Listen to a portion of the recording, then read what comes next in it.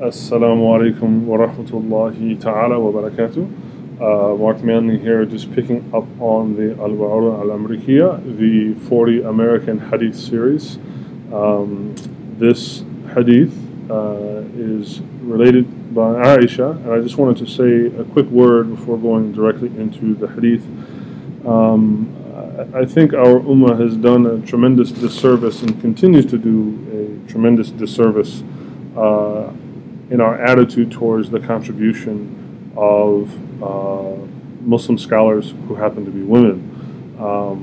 If you look at the body of knowledge that Aisha alone, the Prophet's wife, sallallahu alaihi wasallam, has contributed, and how that has benefited, and how we know what we know about Islam, there's really no words to describe it. And in fact, Aisha radiallahu anha, may God be pleased with her, really provides a unique window not into the public's, or rather into the Prophet's public life, but in particular into aspects of his private life and what was he like with his family and so on and so on. So I'm reminded of the tremendous value of female scholarship and of women to this deen period. So just a quick note on that.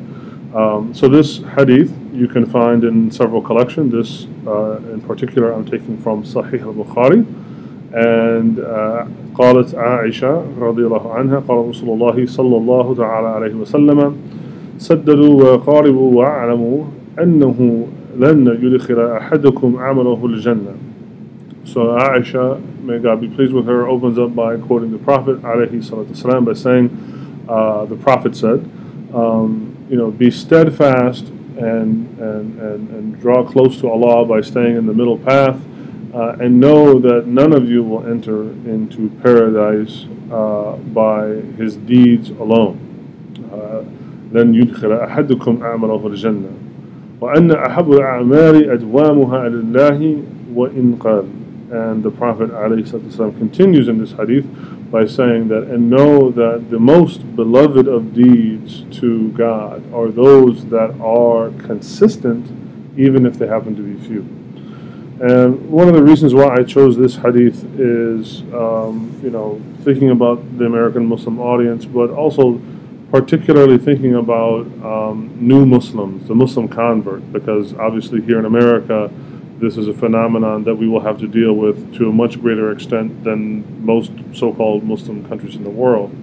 And as a convert myself of 20 years, I think about some of the mistakes that I've made and observations I've made on other converts, and sometimes, the pressure we feel, as well as misplaced zeal in our religious devotion, sometimes leads us astray. And that this is sound advice from the best of advisors that is telling us, first and foremost, be steadfast and draw close to Allah, but also know that your deeds are going to unlock the keys of Jannah for you. You will not enter into paradise solely because of your deeds.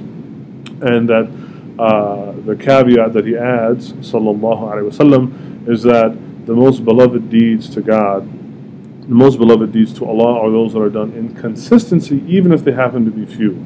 And a lot of the counseling that I've done, particularly as a chaplain over the last couple of years, even with some converts, is I see people struggling with their faith, and they definitely want to, ratchet it up.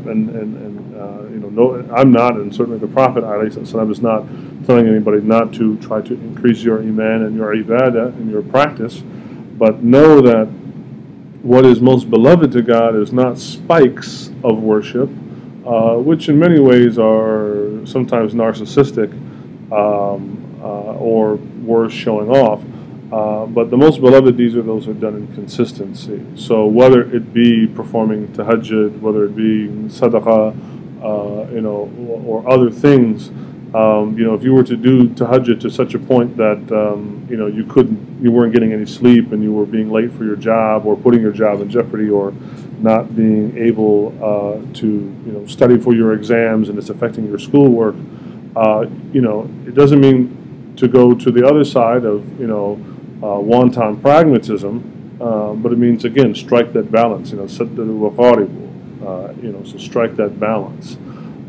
So I just wanted to mention this as a piece of advice, inshallah, for for the American Muslim audience, for any Muslims listening, period, but in particular for those who have embraced Islam and are looking for ways to navigate that tricky and sometimes difficult path between that heartfelt devotion that you might have and finding a way to practice your deen. So I leave you with these few words here.